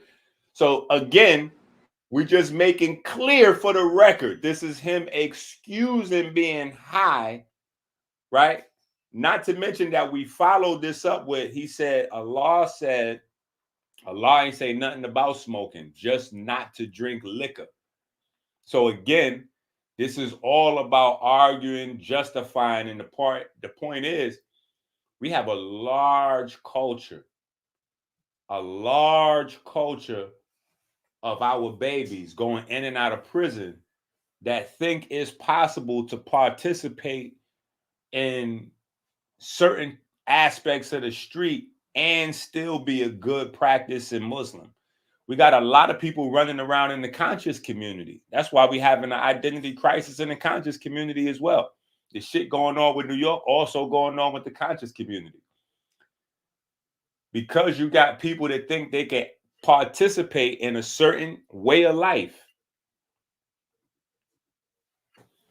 In a certain way of life and still be recognized as, that's the problem. You cannot be Muslim and eat the pork. You can't be Muslim and eat the pork. You can't be, this is the thing that I always tried to poke fun at, right? And poke fun at it in hopes that people would see the irony and maybe, that would inspire some change. You cannot be a Muslim and make up the Muslim laws as you see fit. You can't practice a certain dietary regimen and bend you can't bend the laws to how you see fit. This is the same problem I used to have with the Israelites back in the days. I was the one that made them start picking up the Hebrew Israelite language because when I went over there to One West early back in the days, they didn't really know anything but Ken and Khan, and it was very small use, and then I put the pressure on them. The Kemetic community back in the days, you know what I'm saying? I started putting pressure on them. You don't really know the Kemetic culture if you're not studying the language, and then that became the thing. So now,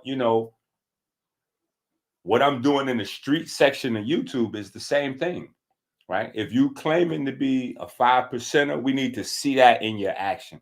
If you claiming to be a Muslim and you leading a large percentage of you, we need to see that in your action, right? Not just getting high all day. Like, that's another thing.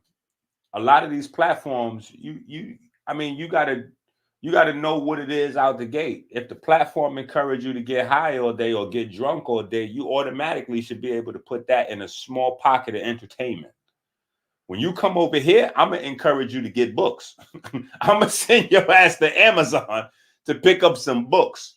When you go to other platforms, they're gonna send you to the liquor store or tell you to go to the liquor store so you can be ready to get drunk while they getting drunk on the live stream, Brother Sanchez, or get high while they getting high on the live stream, Zip and Brother Sanchez. Brother Sanchez, it's funny, Brother Sanchez get high and drunk, but I don't understand what people following all the time. They might be missing the woods for the trees. So I just want to finish up on this guy here, saying Quan. So high is not the same as intoxicated. Don't approach your prayers in an intoxicated state or until you know what you say. Okay. So it's okay to be intoxicated as Allah has said, it is translated in the Quran, do not approach your prayers in an intoxicated state or until you know what you are going to say. So I'm just trying to ask a question. All right, so now let me just clean up this other piece here. Let me clean up this other piece right here. That Zip never said whatever. Let's clear this up. Hold on. As I don't want to be putting words in nobody's mouth.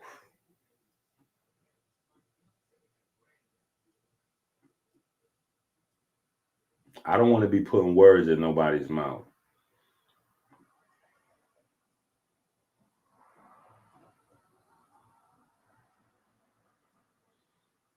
I want what I'm saying to be clear.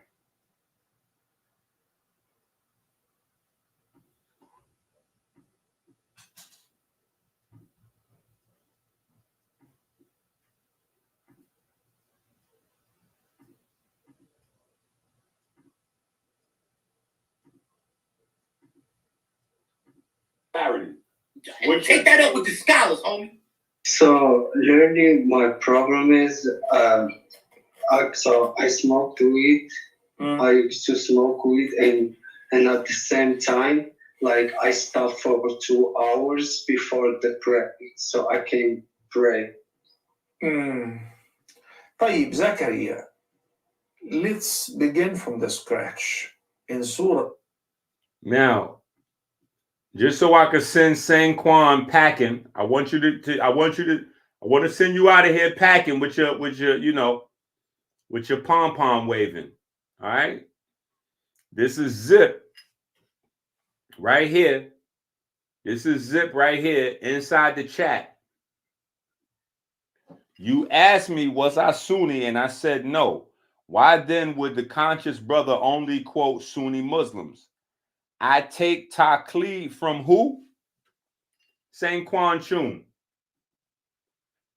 I have no reason to make up anything on Zip.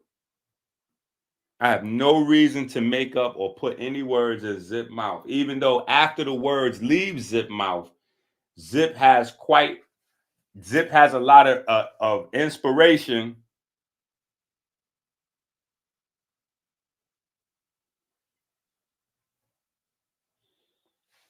Zip has a lot of inspiration.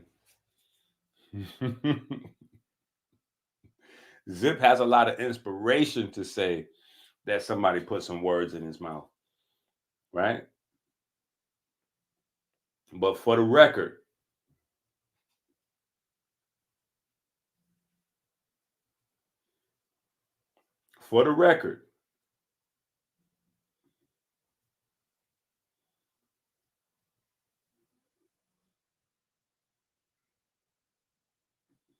so you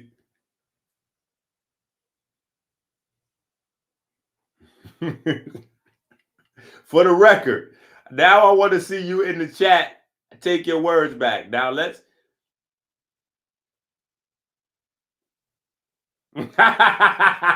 yo, you see this? Even the people from Zip's platform don't know how to take accountability. Don't know how to take accountability. Now, Zip said because he learned these things in prison, he had an advantage over the conscious community. So I bring a brother, Crip Jesus, right? He's currently looking for his charger, right? But I bring a brother on that's a part of the community, part of the Nation of Gods and Herbs, a part of Islam, a part of the Aboriginal movement, a part of the conscious movement, a part of the street movement, and also learned and studied in prison, right? Learned and studied in prison, So I wanted to be as fair as possible in my pre-response, right? Because this is a pre-response. This is not even a full, this is not even a Dr. Enqi full-on response. This is a pre-response. This is me finding somebody that can give a non-biased assessment of what Zip is saying. And even in his non-biased assessment of what Zip was saying, he was saying that this goes beyond crack. Not in a way that Zip was saying it goes beyond crack.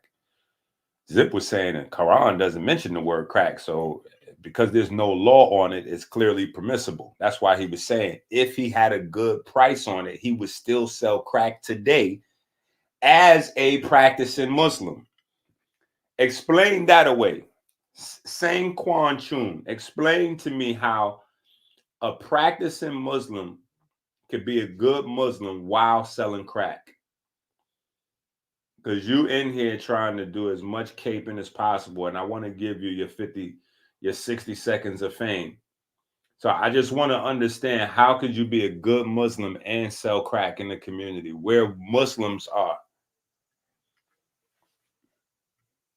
especially if you are a Shiite Muslim, because if you are a Shiite Muslim, you believe in the bloodlines. So if you believe in the bloodline goes above and beyond the spread of just religion, because there can be people that because of their bloodline, they are Muslim, but they're not practicing Muslims. So there may even be people of the bloodline that are Muslim that don't even know that they have Islamic heritage. So how would it be okay in that type of community to sell crack under any circumstances? I want you to reply to that.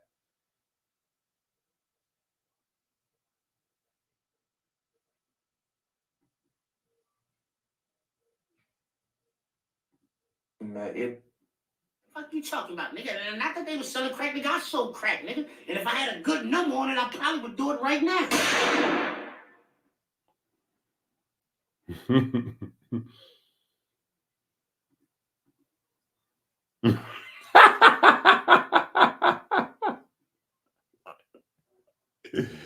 Yo.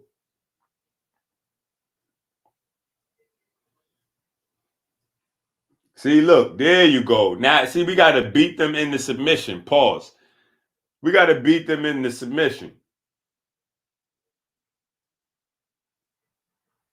Right? We got to beat them into submission. Now, watch this.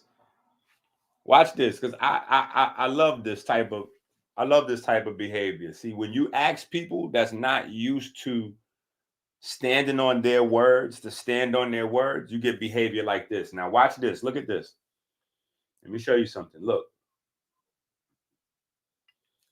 Sanquan. Now, we done killed you all day, but you providing good content, so we're going to continue to kill you until you tap out respectfully. Nobody said anything about being a good Muslim. You said that. There's all kinds of deviance in all religions. Yo, either this is Zip fake account or this is really one of Zip day one followers right here. So now here we go. Sanquan, are you calling Zip a deviant Muslim?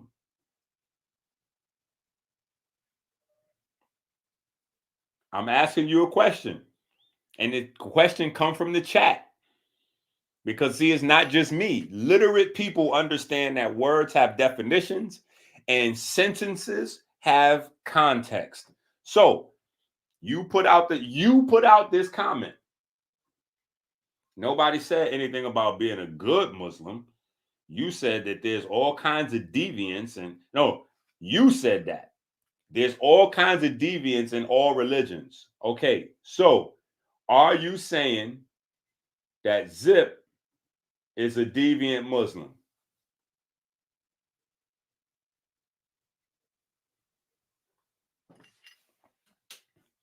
I'll wait for you to come with an answer.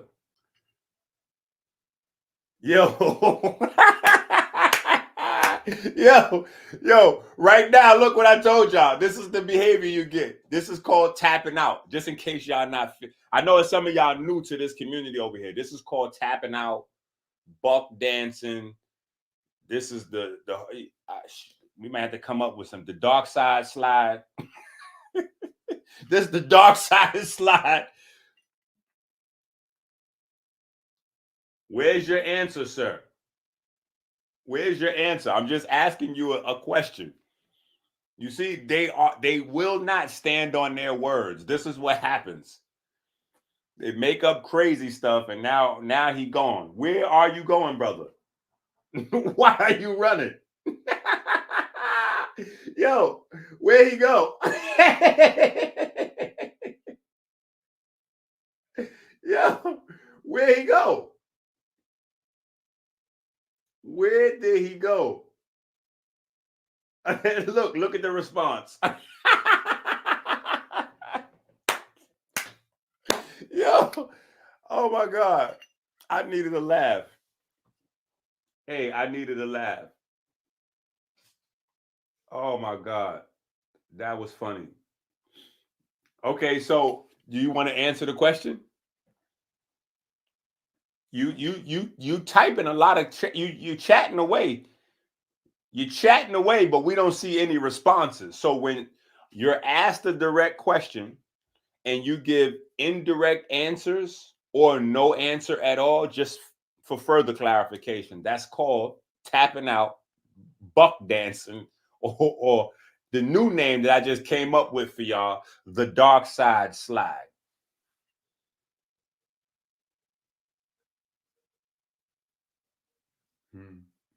Come on, Sang. You got to answer these questions. Is Zip a deviant Muslim?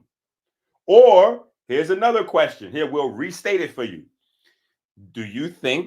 Are you saying that Zip does not consider himself a good Muslim? Because I could show you the clips where he said that the 5%ers was going to the hellfire. I could show you the clips where he said that I'm going to the hellfire. So again, when you understand that words have definitions and sentences have context, if he's pointing out that people that do not believe and practice as he does is going to the hellfire, then that means he believes he is not going to the hellfire.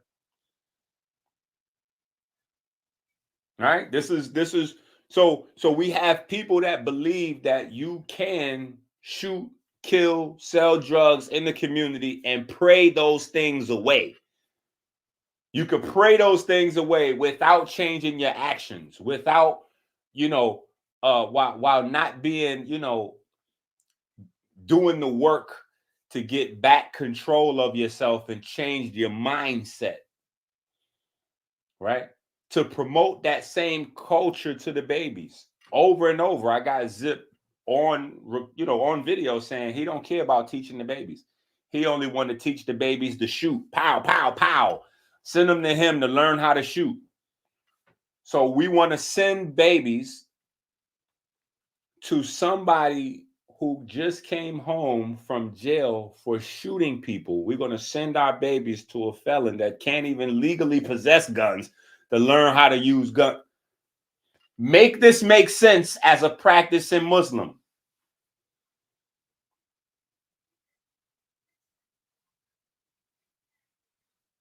Now look at this.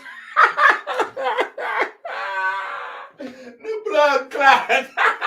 Yo, look at this. Look, you see, this is that Zip. This is Zip ties right here. This is the Zip culture, because if this, this might even really be Zip, because listen, this is what Zip was doing on the debate with Sarnetta. Every time he got in trouble, he started yelling louder. Now you can see, if this person had the opportunity, they would be yelling. If this person had the opportunity, they'd be yelling right now. Because now we done went to some whole different space. I don't care about Zip. I don't care about Zip. A good, bad. I don't care about Zip. Yo. Oh, shit. It ain't no fun when a rabbit got the gun, you heard?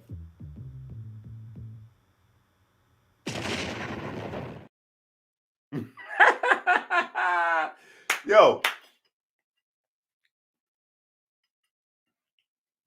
What happened?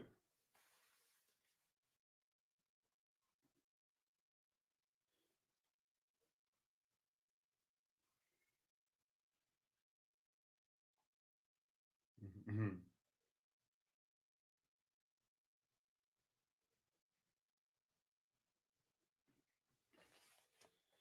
That's a certified fact. Listen, we didn't even unpack none of that yet. That's why I'm saying there's so many levels to unpack. Like,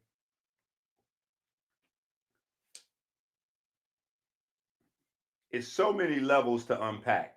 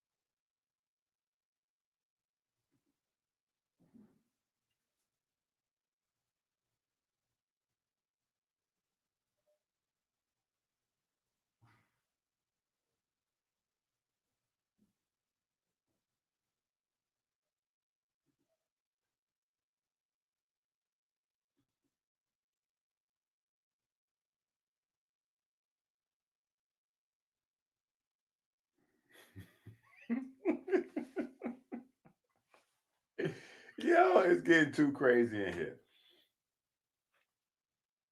It's getting too crazy in here.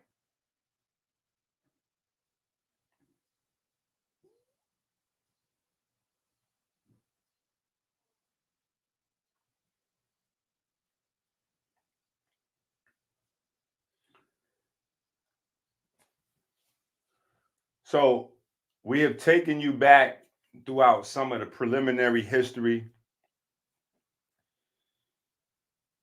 I want to say thank you to Crip Jesus for his time. Even though we didn't get to go through the whole presentation, I might bring him back so we could do it again. But he was on the road, he was on the move, and his phone died, right? But I think that we covered enough to understand that there's no form of Islam where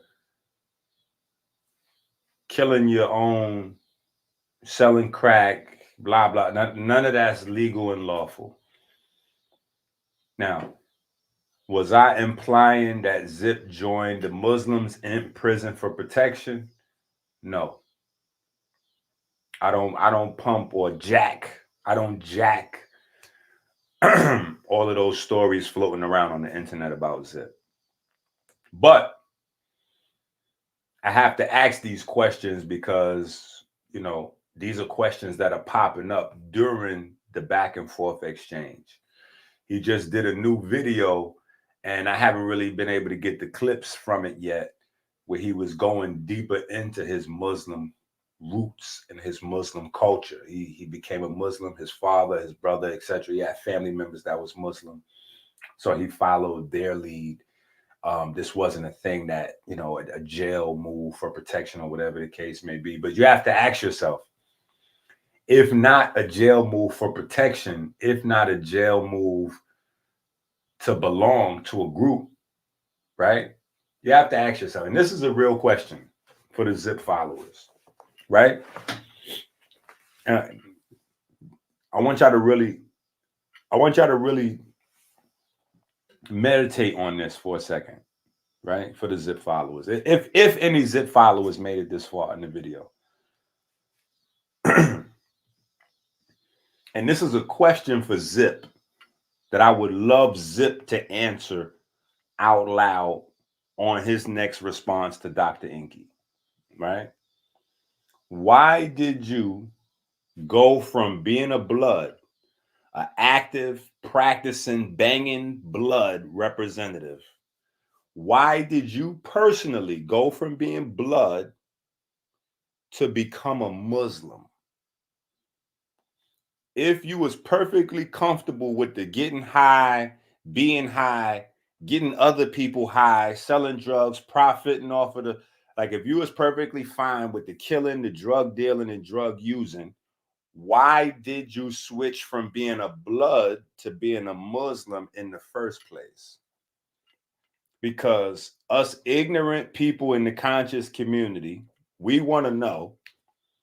Because from the outside looking in, I'm gonna tell you what it looks like to me. As you've explained to us many times on your platforms, that you come from a household of crime. You come from a legacy of crime, right? Which is cool. I come from a legacy of crime. I understand that.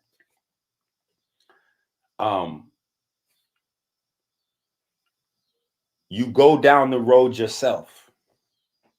You busting your gun, you doing your thing. You say multiple times in multiple videos, even if you could get a good number on some crack right now, you would sell it. What was the purpose of going from a blood to a Muslim? Because again, from the outside looking in, it looks like you're trying to change your life and go in a positive direction.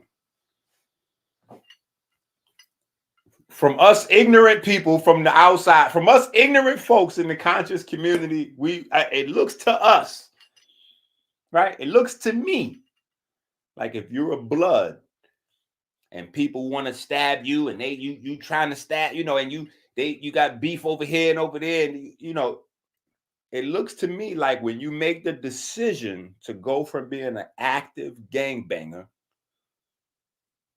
to a practicing Muslim, from the outside looking in, it looks like you want to change your life and go in a more positive direction. So this is why I'm asking the questions that might seem like I'm being facetious by asking some of these questions. It might seem like I'm being facetious or having a gotcha moment or trying to be funny. I can't put the things that you're saying together. Or maybe was it the allure that you have found some Muslim brothers that are okay with killing your own community, selling crack, like they okayed it, and so it made it easy for you to transition from the gang to the mosque, right? So that's a real question I have.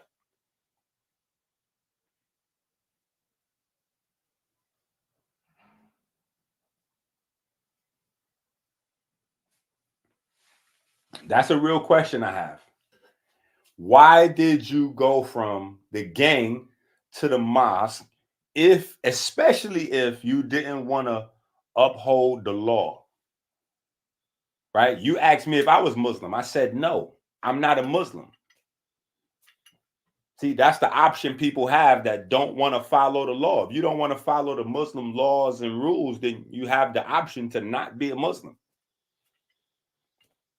You don't want to follow the Christian laws and the rules, you have the option to not be a Christian. I'm trying to figure out and give clarity at the same time, because one of your supporters asked me or corrected me like, yo, are you trying to imply that Zip turned Muslim for protection in jail? No, I'm not. Just to be clear, I'm not. You know what I'm saying? Don't waste the time on the response to that. I want the response to be on what is the purpose of going from active gang member in prison for murder to becoming a practicing Muslim? What's the purpose of that?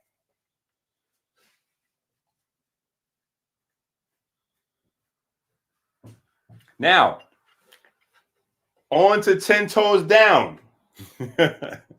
Yo, while we here, I might as well mention 10 Toes Down. Listen, I have to say, I have to call it as I see it, straight across the board. Right? 10 Toes Down so far. I don't know if he was bullshitting, respectfully. I don't know if he was just saying things. Let me say it a different way. I don't know if he was just talking to be talking when we had the debate, me and 10 Toes Down. But because there's a universe where 10 Toes Down could have just been saying anything, but because he now sees that I'm actually talking to Zip, debating with Zip, arguing with Zip, talking to China Brim, arguing with China Brim, talking to Harlem Legend, arguing with Harlem Legend, he's now keeping his word. He just did a video where he got one of the biggest gangsters in New York history doing pull-ups and push-ups. So I gotta give 10 his props for so far. We're gonna see. I can't, so far, right? So far, 10 Toes Down is keeping his word.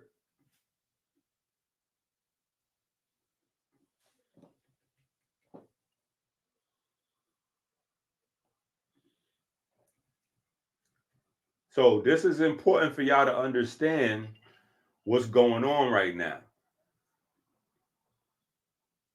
This is very important for y'all to understand what's going on right now. What y'all are looking at is reaching the streets, reaching the community in real time. Listen, what y'all are looking at, in case y'all don't know what y'all see with all the videos going back and forth and the controversy and all that, This is what it means to work directly with the streets. This is what it means to clean up the streets, to work with the community. This is what it looks like. You guys at home may be thinking in your mind that somehow you could engage the criminal element, that you could change the mind of the people on the street without directly engaging them. You may think that you can impact the community without directly engaging the community or being strong enough to deal with the backlash. You're wrong. The only way that can happen is, you guys supporting somebody. This is the moment where I say, hit the Cash App, right? But this can only happen when you support somebody from a distance who's willing to be on the front line so I could be insulted. Because you know what they're going to say. At some point, this conversation has to go, but Enqi, what about polite? See, that's what they'll have to do eventually. When their logic runs out, they're going to eventually have to go, but Enqi, what about polite? But Enqi, what about Nature Boy? They're going to have to say those things because they're not going to be able to stand on logic. They're not going to be able to defend themselves. The only thing you could do to the things that I'm saying is acquiesce and get out the way. When it comes time to teaching these babies right from wrong, how to get these children reading grade level up, because the reading grade levels don't go up when drug use age is steadily going down, meaning it's no longer waiting to high school to start getting high and getting drunk. They watching these platforms and these channels, and the age for that keeps going lower and lower and lower. If a 10-year-old was to ask me for a cigarette back in the days, I would beat his ass and send him home to his parents. Nowadays, you got 10, 11, and 12-year-olds. So this is what it means to engage. And so I just want y'all to see some good, positive progress. Look at this. 10 toes down. Got unique Mecca audio out in the street doing pull-ups and push-ups. Look at this here.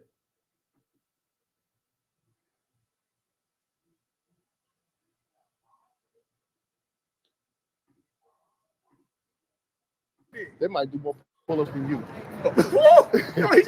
They might do more pull-ups than you. Get on out of here. They look like they're in shape. All right, come on, let's go. You ready? Go. All right, he ready. Here we go. That's 1, 2, 3.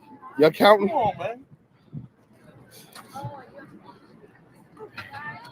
9, 10. There you right, go. Come on, Okay. man. At 60. There you go. All right. There you and go. Got another one for him. Look at There that you go. beautiful women out here. There you College go. girls doing their thing. Look at it. Mm-hmm. Beautiful. Yeah, Come on. he did 10. My man 60. Look, he's 60. And he's 60. Get some push-up too? You better be able to do that when you're 60. All right, this is what 60 look like. That's right. My arms ain't big as his. Yeah, you know what I mean? That's but right. my trigger finger still works. Yeah. Oh, we're talking about that. We working with the youth right now. Slow down, Unique. I got my blood pumping. I'm ready to just do what I do. You ready to start working out, right? Yeah, but now, that little one joint. But now I want you to get up there. Yeah, you know what I mean? All right, so that's what it is. I'm going to do some push-ups. No, I want no push-up. I want no push-up. All right. This is what I want you to do. All right. I want you to put your hands right here. Look what I'm showing them, y'all. Okay, show me what you want. I want him to put his hands right here, just like this. Step back over here, and just bring your forehead to your thumb and just go back. Oh, keep your elbows in. Man, come on, son. And keep the elbows in. Come on, son. Do 30. Here Come we go. on, son. Put your feet back more. Put your feet back more. Put them together. Put your feet together. All right. Make sure you got it. Okay. Now bring your forehead to your thumbs. All right. All right. And keep the arms. There you go. There you go. 3, 4, 5. Keep them thumbs where they at. Put them up there. Let's go. I got big fingers. Uh-huh. Keep it going. Come on, son. Let me know when Okay, you want me keep to going. stop. Come No, on, keep that son. forehead going there. Stop looking up. Keep that forehead going. Don't try to change it up. Hey, Keep that forehead going. Control, huh? Keep going. You love it. Control, huh? Yeah. Uh-huh. Come on, son. Yeah. Uh-huh. I do this all day, man, for breakfast. Okay.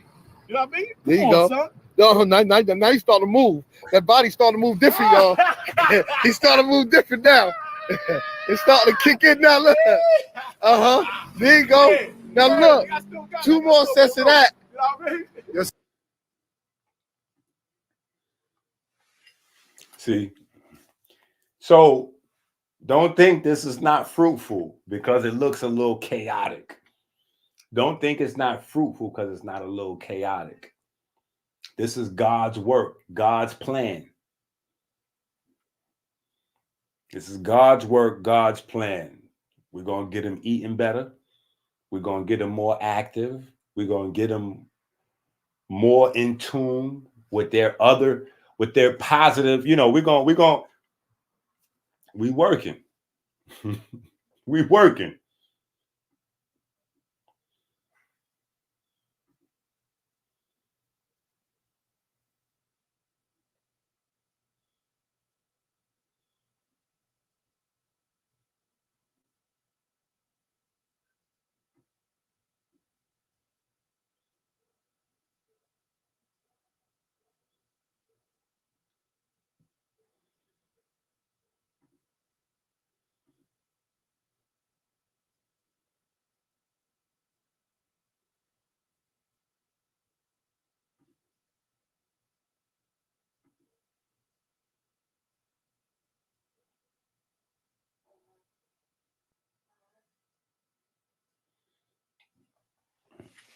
So Sanquan Chun, aka Zip,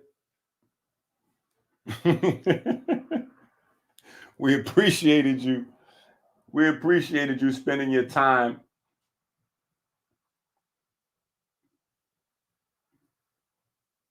My name is Minister Enqi. I am the naturopathic doctor and the spokesman for the Melanin vs. Diabetes Ministry. Every time you go to the supermarket without the electrician grocery shopping list, it's like putting a loaded gun to your head. Stop playing Russian roulette with your life. Help us make America great again. Learn how to save time. Learn how to save money with the electrician grocery shopping list on Amazon now. Go to Amazon now. The life you save may be your own.